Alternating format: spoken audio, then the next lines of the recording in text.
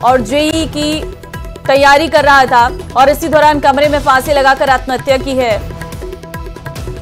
एक और coaching student ने आत्महत्या की है। बड़ी खबर इस वक्त निकलकर सामने आई है। कोटा कोचिंग नगरी, जहां पर देश के कोने कोने से बच्चे कॉम्पिटिटिव एग्जाम की तैयारी करने के लिए आते हैं और इस दौरान कोटा में ही आत्महत्या बच्चों के करने का सिलसिला थम नहीं रहा है।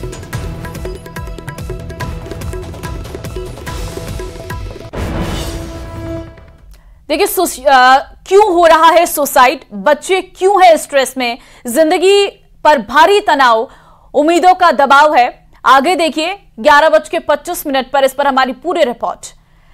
खबरों में आगे बढ़ते हैं। भ्रष्टाचार के खिलाफ सूबे की सरकार जीरो टॉलरेंस की नीति अपना रही है, लेकिन अफसोस सरकार को हर विभाग का समर्थन नहीं मिल रहा।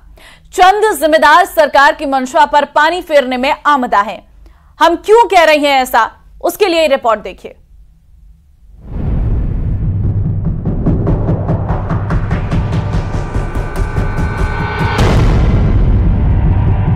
अठारह फरवरी को हुए थे 15 दिन में जांच के आदेश।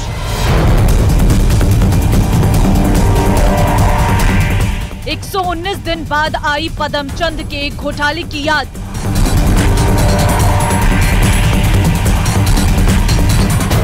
जांच शुरू होते ही घोटालों की परतें लगी खुलने।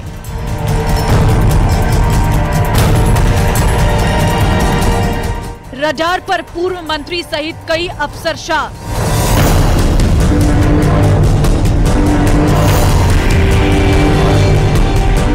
ठेकेदार के इशारे पर हुआ जमकर भ्रष्टाचार।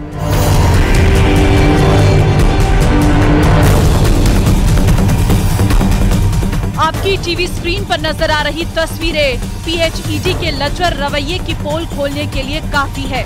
18 फरवरी को 15 दिन में जांच के आदेश हुए, लेकिन 119 दिन बाद याद आई उस पदमचंद जैन और महेश मित्तल के घोटालों की याद, जो एसीबी, ईडी और सीबीआई के रडार पर है।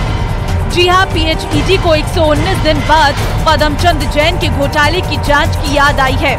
18 फरवरी को जल जीवन मिशन एमडी बचनेश कुमार अग्रवाल ने क्रॉस रीजन से जांच के आदेश निकाले थे। आदेश में दो टूक शब्दों में साफ निर्देश था, कम से कम 10% कार्यों की जांच कर 15 दिन में रिपोर्ट दें। लेकिन 4 महीने बाद भी ये जांच नहीं हुई। यकीन नहीं हो रहा ना? ऐसी सुस्त चाल तो कछुए की भी नहीं होती। बहरहाल जब एसीबी, सीबीआई, ईडी की मुस्तैदी बढ़ी और सीएम मंत्री के निर्देश दिए, तब जाकर जांच शुरू हुई। लेकिन जलदाय मंत्री आश्वस्त करते हैं कि दोषी बख्शे नहीं जाएंगे। देखो, एसीबी ने या ईडी ने या सीबीआई में जो भी दोषी अधिकारी उनको सजा मिलनी चाहिए और हम भी हमारे विभाग के स्तर पे जांच करें, विभाग के स्तर पे हम काम की समीक्षा करें। जहाँ जहाँ जो भी हमारे संज्ञान में जा रहा है उनके खिलाफ हम कार्रवाई करें। और आप लोगों ने देखा होगा कि जहाँ भी कोई भी गलती करा उसको कोई भी हम बख्शने के लिए तैयार नहीं। 900 करोड़ के भ्रष्टाचार की जांच के लिए पीएचईडी के एडिशनल चीफ इंजीनियर फील्ड में उतरने लगे। जांच शुरू होते हुए घोटालों की परतें खुलने लगी। पदमचंद जैन की फर्म श्रीश्याम ट्यूबवेल के गड़बड़ियों की परतें उघड़ने लगी। दौसा के गगवाना में पेयजल परियोजना में पहली नजर में बड़ी खामियां मिली हैं। फर्म को 50% भुगतान किए गए, लेकिन मौके से जांच टीम को पाइप नदारद मिले। वहीं अलवर के थाना गाजी में भी पदमचंद जैन की भारी गड़बड़ियों की आशंका है। बड़ा घोटाला तो ये कि कोई भी चीज डाले नहीं, उसका पेमेंट उठा ले, मेजरमेंट बुक के अंदर भुगतान कर दिया, मौके पे जाए फिजिकली नहीं मिले, यही सबसे बड़ा घोटाला।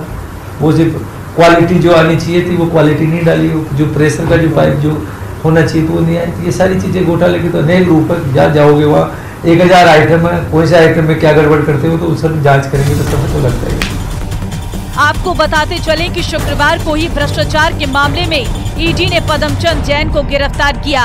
इससे पहले उसके बेटे पीयूष जैन को भी भ्रष्टाचार के पैसों को ठिकाने लगाने के आरोप में गिरफ्तारी हो चुकी है। अब कई पूर्व मंत्री और अफसरशाह रडार पर हैं। न्यूज़ 18 राजस्थान के लिए जयपुर से राकेश शर्मा की रिपोर्ट।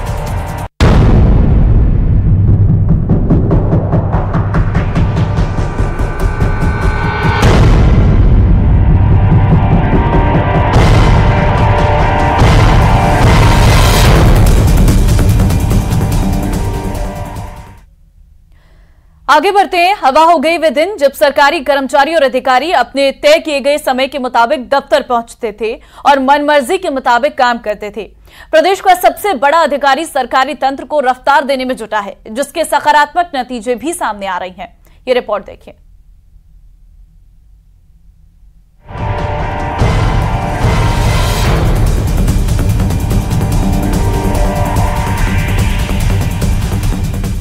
राजस्थान में गुड गवर्नेंस देने के लिए जरूरी है कि सरकारी दफ्तरों में कर्मचारी और अधिकारी अपने काम को बेहतर तरीके से करें। इस मामले में गति देने के लिए एक तरफ ग्राउंड जीरो पर औचक निरीक्षण किए जा रहे हैं, तो दूसरी तरफ सीनियर अधिकारियों के साथ में लगातार एसओएम करके प्रदेश के गंभीर मुद्दों पर चिंतन और मंथन किया जा रहा है।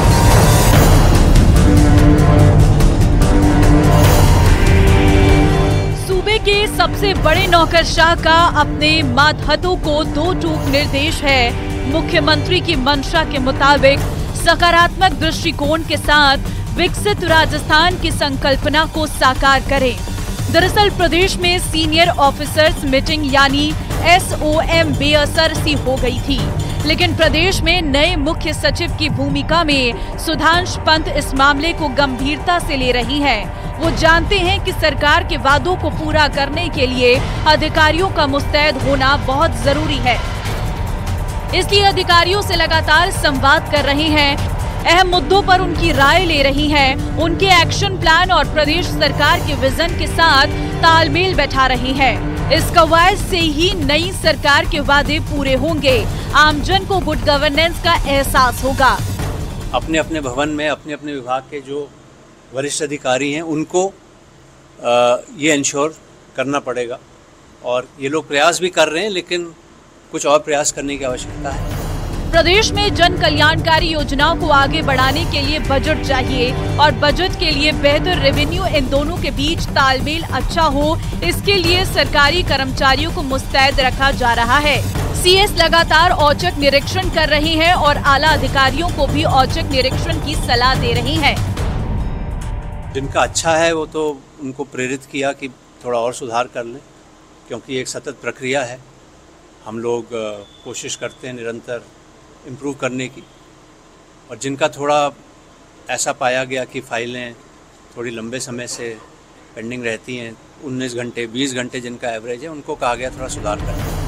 प्रदेश में नई सरकार को अपने वादे पूरे करने हैं, लेकिन ये तभी होंगे जब सरकारी मशीनरी तेजी से काम करना शुरू करे। हर सप्ताह सीनियर ऑफिसर्स मीटिंग हो रही है, जिससे न सिर्फ निचले स्तर से लेकर टॉप लेवल तक लोगों में बदलाव देखा जा रहा है।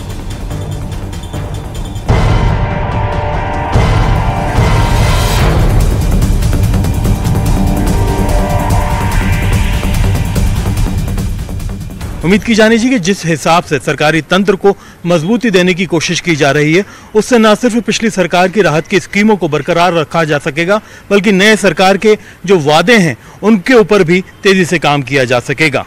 कैमरा पर्सन अविनाश के साथ में अरबाज अहमद, न्यूज़ 18 के लिए जयपुर से। और भीलवाड़ा से एक बड़ी खबर है, जहां दो युवकों पर तलवार से हमला किया गया है। कालू माली और सुशील माली पर यह हमला हुआ है। 5 लोगों ने तलवार से हमला किया है। कालू और सुशील गंभीर रूप से घायल हैं, इलाज के लिए अस्पताल में भर्ती करवाया गया है। बदमाशों की तलाश में पुलिस जुटी है। मांडा थाना क्षेत्र की पूरी घटना है। तो 5 लोगों ने तलवार से हमला किया है। भीलवाड़ा से खबर आपको दे रहे हैं, 2 युवकों पर तलवार से हमले का यह मामला। कालू और सुशील गंभीर रूप से घायल है, इलाज के लिए जिला चिकित्सालय में उन्हें भर्ती करवाया गया है। बदमाशों की तलाश में इस वक्त पुलिस जुटी है।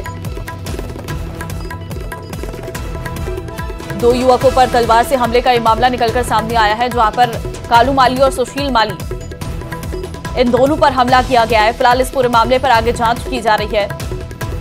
5 लोगों ने तलवार से हमला किया है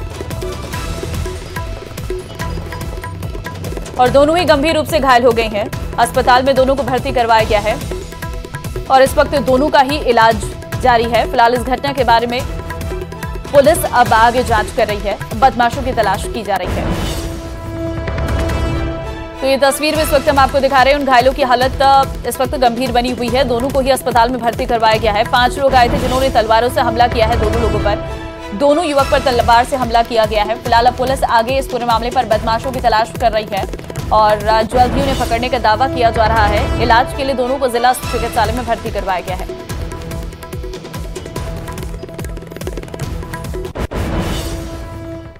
डॉक्टर किरोड़ी लाल मीणा इस्तीफा देंगे या ये नहीं, ये वक्त तय करेगा, लेकिन जिस तरह के हालात बने हैं तो दूसरी तरफ इशारा कर रही हैं।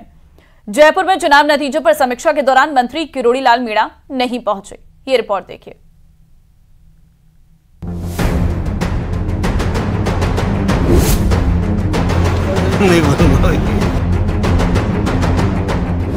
क्या है किरोड़ी लाल के मौन के पीछे की मंशा? नहीं बोलूंगा, अभी नहीं बोलूंगा। आखिर पत्ते क्यों नहीं खोल रहे किरोड़ी लाल? बिन कहे बहुत कुछ कहती है ये खामोशी। कैबिनेट मंत्री किरोड़ी लाल मीणा खामोश है। लोकसभा चुनाव के परिणाम को जारी किए हुए कई दिन बीत चुके हैं। चुनाव नतीजों पर मंथन का दौर जारी है, लेकिन किरोड़ी लाल मीणा कहीं नहीं। वो न सरकारी गाड़ी का इस्तेमाल कर रहे हैं, न ऑफिस जा रहे हैं। इतना ही नहीं, चुनाव नतीजों पर समीक्षा के लिए जिस बैठक को आयोजित किया गया, उसमें भी किरोड़ी लाल मीणा नहीं पहुंचे। इस बाबत जब उनसे सवाल किया गया तो वो होठों पर उंगली रखते दिखाई दिए। नहीं बोलूंगा, अभी नहीं बोलूंगा। ये तस्वीरें अपने आप में वैसे तो बहुत कुछ बयां कर रही हैं, लेकिन तस्वीर पूरी तरह से साफ नहीं है। जयपुर में जिस समीक्षा बैठक में किरोड़ी लाल मीणा नहीं पहुंचे, उसमें उन्हें टोंक सवाई माधोपुर सीट का फीडबैक देना था। उनकी गैर मौजूदगी के चलते बीजेपी को टोंक सवाई माधोपुर का फीडबैक नहीं मिला। पिछले कई दिनों से किरोड़ी लाल मीणा के इस्तीफे वाले बयान पर सियासत भी जोरों पर है। ऐसे में उनका समीक्षा बैठक में ना पहुंचना लोगों को खटक रहा है। हालांकि किरोड़ी लाल मीणा ने अभी तक इस्तीफा नहीं दिया है, लेकिन उन्होंने सरकारी गाड़ी का इस्तेमाल करना बंद कर दिया है। इतना ही नहीं, किरोड़ी लाल मीणा अब सचिवालय में ऑफिस भी नहीं जा रहे हैं और विभाग की फाइल भी नहीं देख रहे हैं। ऐसे में राजस्थान के कृषि एवं ग्रामीण विकास मंत्री डॉक्टर किरोड़ी लाल मीणा ने मंत्री को मिलने वाली सरकारी सुविधा छोड़ दी है, जिससे राजस्थान में सियासत पूरी तरह से गर्म है। क्योंकि किरोड़ी लाल मीणा ने कहा था कि बीजेपी प्रत्याशी कन्हैया लाल मीणा की हार हुई तो मंत्री पद छोड़ दूंगा। अगर कन्हैया लाल हारा तो डॉक्टर किरोड़ी लाल नाजिर का क्या जा रहा है, उसी दिन मंत्री पद छोड़ दूंगा। अब 4 जून को जब नतीजे आए तो दौसा सीट से बीजेपी प्रत्याशी कन्हैया लाल मीणा हार गए, जिसके बाद डॉक्टर किरोड़ी लाल मीणा ने एक्स हैंडल पर रघुकुल रीत सदा चली आई, प्राण जाए पर वचन न जाए लिखते हुए ट्वीट किया। हालांकि उन्होंने अब तक इस्तीफा नहीं दिया है, लेकिन विरोधी भी उन पर ट्वीट करके हमला कर रहे हैं। हालांकि बीजेपी प्रदेश अध्यक्ष सीपी जोशी उन्हें समझाने की बात करते नजर आए थे। किरोड़ी लाल मीणा इस्तीफा देंगे या नहीं, ये वक्त तय करेगा, लेकिन उनके इस खामोशी ने कई सवाल जरूर खड़े कर दिए हैं। सिरोही से न्यूज़ 18 राजस्थान के लिए प्रतीक सोलंकी की रिपोर्ट।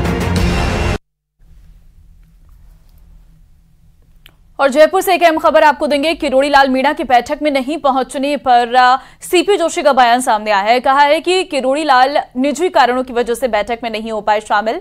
किरोड़ी लाल मीणा निजी कारणों की वजह से नहीं आ पाए और कई कार्यकर्ता भी बैठक में शामिल नहीं हुए। सुनिए जरा।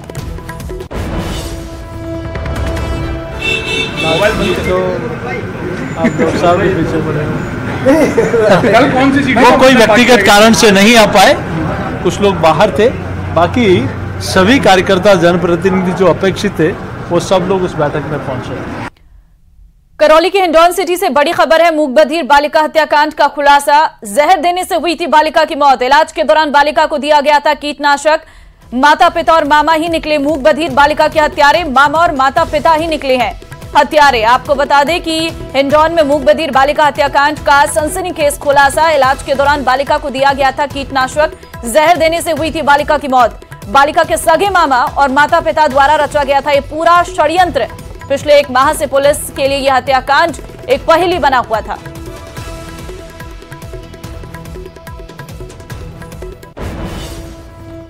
बिहार में नीट का पेपर लीक होने की जांच चल रही है तो गुजरात के गोधरा में नीट की परीक्षा पास कराने की साजिश रची गई।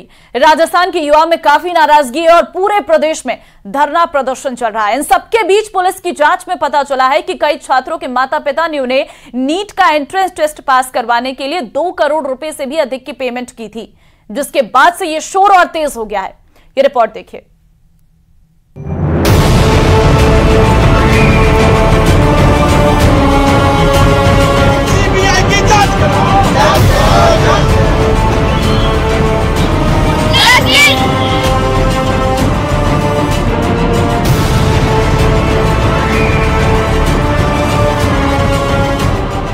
राजस्थान की सड़कों पर छात्रों का प्रदर्शन हो रहा है। नीट पेपर लीक को लेकर काफी हंगामा हो रहा है। ये तस्वीरें कोटा की हैं, जहां एनएसयूआई के कार्यकर्ताओं ने नीट मामले को लेकर विरोध प्रदर्शन किया। पुलिस ने प्रदर्शनकारियों पर लाठी भांजी तो प्रदर्शनकारी बैरिकेड को पार करने की कोशिश करते नजर आए।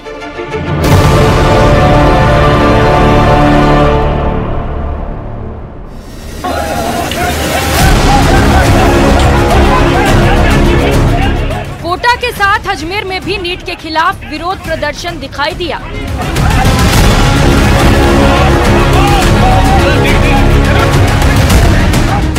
यहां एबीवीपी के पदाधिकारियों ने कलेक्ट्रेट पर पहुंचकर पीएम के नाम ज्ञापन भी सौंपा।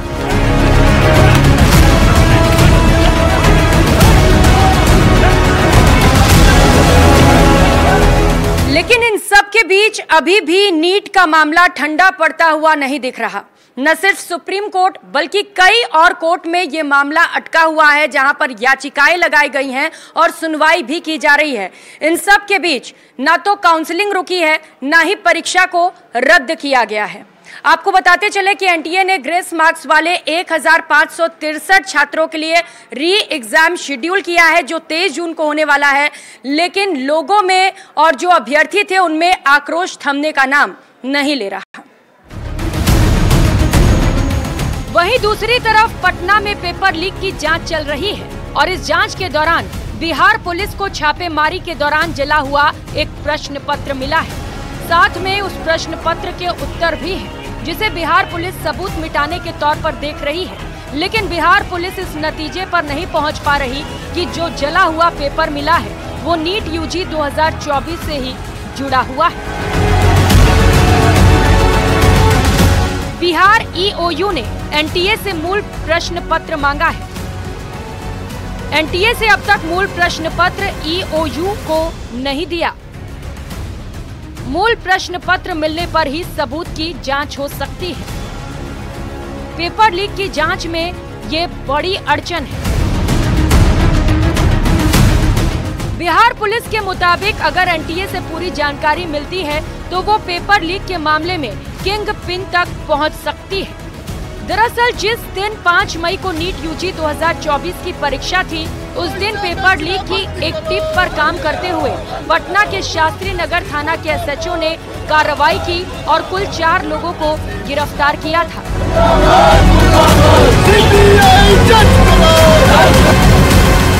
पुलिस के मुताबिक ये एक संगठित गिरोह है, जिसके कुछ प्यादे और पेपर लीक का फायदा उठाने वाले छात्र पकड़े गए। 5 मई को एक कार में 3 आरोपी पकड़े गए। कार में 4 छात्रों के एडमिट कार्ड की कॉपी मिली। आरोपी सिकंदर ने पेपर लीक की बात कबूल की। पुलिस ने एक नीट अभ्यर्थी एग्जाम सेंटर से पकड़ा। आरोपी अभ्यर्थी ने भी पेपर लीक की बात कबूल की। 2 कोचिंग सेंटर पर प्रश्न पत्र मुहैया कराने की बात बताई। 4 से 5 मई की रात उत्तर के साथ प्रश्न पत्र देने की बात कही। परीक्षा में सभी सवालों के हूबहू मिलने की बात कही। 20 से 25 छात्रों को उत्तर के साथ प्रश्न पत्र देने का दावा किया। कोचिंग पर छात्रों को जवाब रटाने का दावा किया।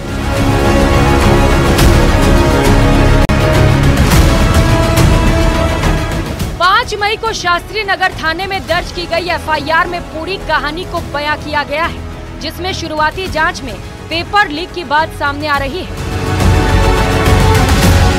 हालांकि अभी तक एनटीए पेपर लीक से इनकार कर रहा है, लेकिन बिहार पुलिस की जांच में जो बातें सामने आ रही हैं, वो पेपर लीक पर मुहर लगाती हैं। और बिहार ईओयू का दावा है कि पेपर लीक की घटना मध्य प्रदेश और गुजरात में हुई और वहां से पेपर बिहार पहुंचा। वहीं गुजरात के गोधरा में पुलिस ने नीट परीक्षा पास कराने की साजिश का पर्दाफाश किया है। पुलिस ने 5 आरोपियों को पकड़ा है, जिसमें 2 आरोपी मुख्य साजिशकर्ता बताए जा रहे हैं। Education consultant company Roy overseas पर आरोप, गोधरा के जय जलाराम स्कूल पर आरोप, नीट पास कराने के लिए करोड़ों की डील करने का आरोप, अभिभावकों से मेडिकल प्रवेश के लिए पैसे लेने का आरोप। पुलिस को पास कराने वाले 30 छात्रों की सूची मिली। पुलिस ने आरोपियों के मोबाइल और इलेक्ट्रॉनिक डिवाइस जब्त किए। शुरू में जब ये तुषार भट्ट है, उसको डीओ साहब ने 5 तारीख को उसका मोबाइल और सब चेक किया था, तो 30 स्टूडेंट का लिस्ट मिला था। साथ में एक 16 बच्चों का अलग से लिस्ट ये परशुराम रॉय है, उसकी ऑफिस से भी मिला था। ये जो 16 बच्चे वो पहला 30 का लिस्ट था, उसके अंदर वो भी नाम उसमें है। पुलिस के मुताबिक गोधरा के जय जलाराम स्कूल के प्रिंसिपल तुषार भट्ट और रॉय ओवरसीज के परशुराम रॉय ने ये साजिश रची। पुलिस ने कैश भी बरामद किया है और साथ ही 8 ब्लैंक चेक और 2 करोड़ 30 लाख रुपए का भरा हुआ चेक बरामद किया है, जो अभिभावकों ने इन्हें दिया था ताकि बच्चों को नकल कराकर नीट पास कराया जा सके।